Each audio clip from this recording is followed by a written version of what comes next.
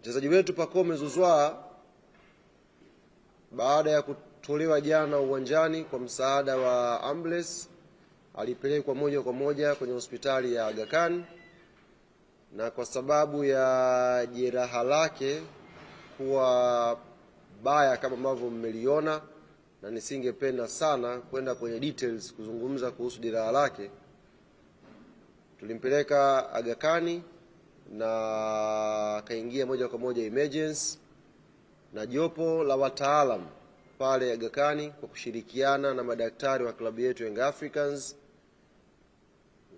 wakakubaliana baada ya kushauriana kwamba jeraha lile halitakiwi kucheleweshwa kupatiwa matibabu. Kwa baada ya discussion tukakubaliana na uongozi ukatoa baraka zake Pacome Zouzoua afanyiwe operation jana kwa ajili ya kupatiwa matibabu. Tunamshukuru Mwenyezi Mungu, majira ya saa 8 usiku operation hiyo ilikuwa imekamilika kwa mafanikio ya 100%, na kwa mujibu wa ripoti ya madaktari watakuwa na wiki 6 za kumwangalia baada ya operation hiyo, ambayo itakuwa ni uangalizi wa awali. Alafu baada ya hapo tutakuja kuwapa taarifa sasa Pacome Zouzoua anaweza kuwa nje ya uwanja kwa kipindi gani. Narudia, sitapenda sana kuzama kwenye details ya jeraha lenyewe kwa sababu kila mmoja ameona. Na jana najua wanayanga wengi jana tulikuwa na hizo mixed feelings.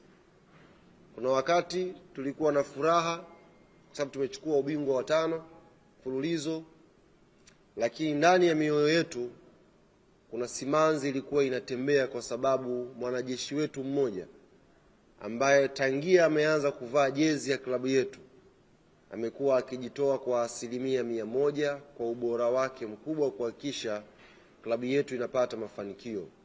Hatukuwa naye kwenye sherehe za jana, yeye alikuwa yuko hospitali tena akitakiwa kufanyiwa matibabu ya haraka iwezekanavyo.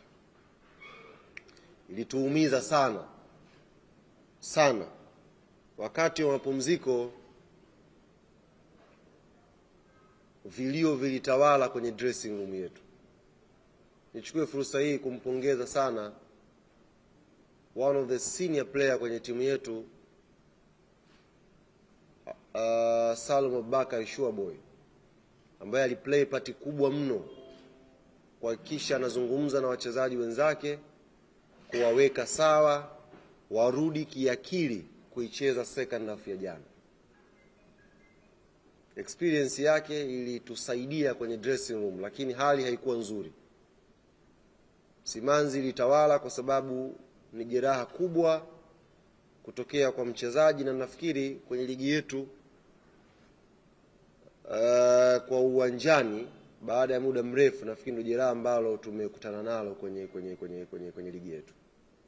Jeraha ambalo unasema kwa ukubwa ambao limetokea kwa Pacome ndio tumeliona na wachezaji wamelishuhudia. Kwa hiyo hali haikuwa nzuri vyumbani, lakini alhamdulillah Shuaboy aliplay part kubwa kuhakikisha anatuliza ile hali kwenye dressing room na watu wanarudi kupambana kipindi cha pili tuweze kupata ubingwa wetu.